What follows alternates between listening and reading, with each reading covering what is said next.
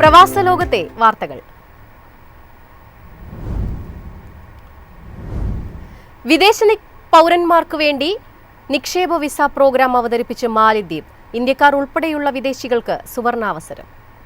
രാജ്യത്തെ ആദ്യത്തെ investor visa programme അവതരിപ്പിക്കുന്നതിനായി മാലിദ്വീപ് ഹെൻലി ആൻഡ് പാർട്ട്നേഴ്സുമായി ഒരു പുതിയ കരാറിൽ ഒപ്പുവച്ചു. പ്രീമിയം റിയൽ എസ്റ്റേറ്റിൽ നിക്ഷേപിച്ച് ദീർഘകാല താമസം നേടാൻ ഇത് വിദേശ പൗരന്മാരെ അനുവദിക്കും. സെന്റോസ ദ്വീപിൽ നടന്ന മാലിദ്വീപ് സിംഗപ്പൂർ ബിസിനസ് ഫോറം 2025 കരാർ ഒപ്പിട്ടത്. കൂടുതൽ മികച്ച സമ്പദ് വ്യവസ്ഥ കെട്ടിപ്പടുക്കാൻ ശ്രമിക്കുന്ന പ്രസിഡന്റ് ഡോക്ടർ മുഹമ്മദ് മ്യൂസിന്റെ പദ്ധതിയാണ്. വിഷൻ 2040 നിക്ഷേപകർക്ക് ദീർഘകാല താമസം വാഗ്ദാനം ചെയ്യുന്ന റിയൽ എസ്റ്റേറ്റ് വാങ്ങലുകളുമായി റെസിഡൻസ് ബൈ ഇൻവെസ്റ്റ്മെന്റ് പ്രോഗ്രാം ബന്ധിപ്പിക്കും. പ്രോഗ്രാം രൂപകൽപ്പനയും നടത്തിപ്പും ഹെൻലി ആൻഡ് പാർട്ട്നേഴ്സ് ആണ്.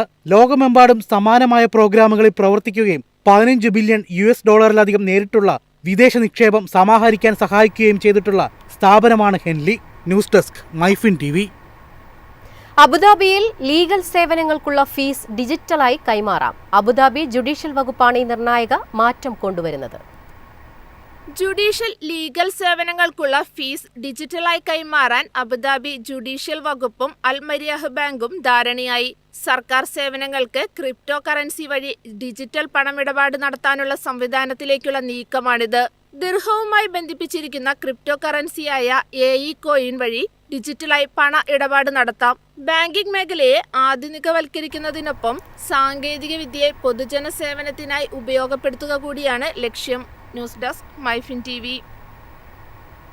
കുവൈറ്റിലെ ഏറ്റവും വലിയ പ്രവാസി സമൂഹമായി ഇന്ത്യക്കാർ മാറി.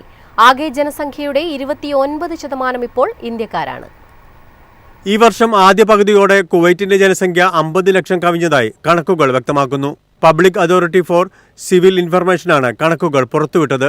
5.098 ദശലക്ഷമാണ് നിലവിലെ ജനസംഖ്യ.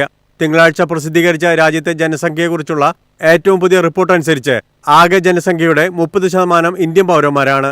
ഇത് 1.55 ദശലക്ഷം വരും.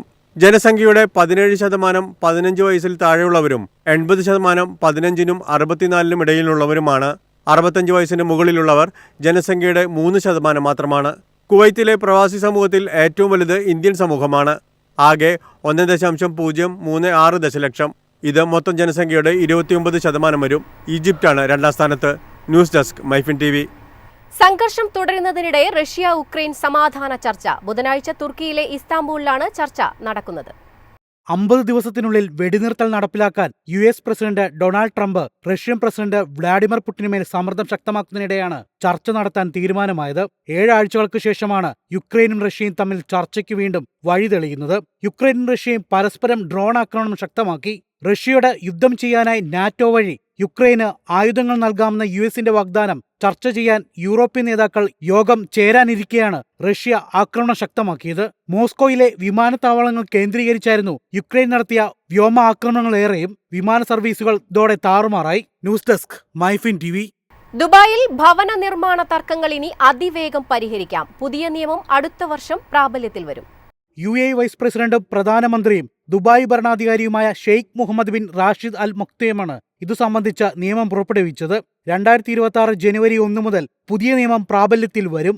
പൗരന്മാരുടെ ക്ഷേമം ഉയർത്തുന്നതിനും സാമൂഹ്യ സ്ഥിരത ഉറപ്പാക്കുന്നതിനും ഭവന നിർമ്മാണ പദ്ധതികൾ തടസ്സപ്പെടുത്താതെ തർക്കങ്ങൾ വേഗത്തിലും കാര്യക്ഷമമായും പരിഹരിക്കുന്നതിനും ലക്ഷ്യമിട്ടാണ് പുതിയ നിയമം കൊണ്ടുവരുന്നത്.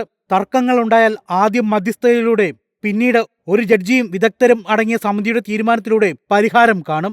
എളുപ്പത്തിൽ വീട് നിർമ്മിക്കാൻ സഹായിക്കുന്ന നയത്തിന്റെ ഭാഗമായാണ് പുതിയ നിയമനിർമ്മാണം. ഭവന നിർമ്മാണ കരാറുകളുമായി ബന്ധപ്പെട്ട തർക്കങ്ങൾക്ക് ഒരു ബദൽ പരിഹാര സംവിധാനമാണ് ഇതിലൂടെ വികസിപ്പിക്കുക.